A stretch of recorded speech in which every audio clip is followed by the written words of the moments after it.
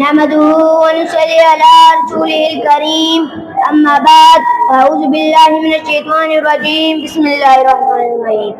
آج مجھے جس موضوع پر لب کشائی کرنے کا موقع ملا ہے اس کا موضوع ہے امن عالم کا پیغمبر رسول صلی اللہ علیہ وسلم۔ نور آئے تو سرے آفرینش پا گئی دنیا، نور آئے تو سرے آفرینش پا گئی دنیا، اندھیروں سے نکل کر روشنی میں آ گئی دنیا۔ مجھے چہروں کا زنگ اترا، ہنستے چہروں پہ نور آیا، حضور آئے تو انسانوں کو جینے کا شعور آیا۔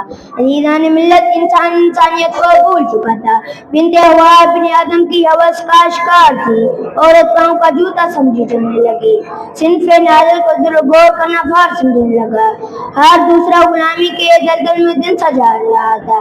سرزمین عرب انسانیت کے اونچے سرخ ہونے کو تھی، درندوں کے وصف انسانوں کے لیے بولے جانے لگے۔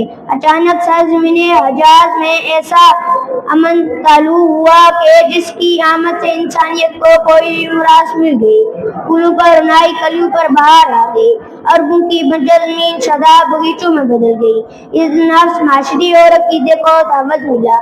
حضرات حضور کریم صلی اللہ علیہ وسلم کے امن کا ہی نتیجہ تھا کہ ابن خطاب فاروق اعظم بن گئے، ابن ابی قحافہ صدیق اکبر بن گئے، ابن ابی عفان ذو النورین بن گئے اور ابن ابی طالب حیدر قرار بن گئے۔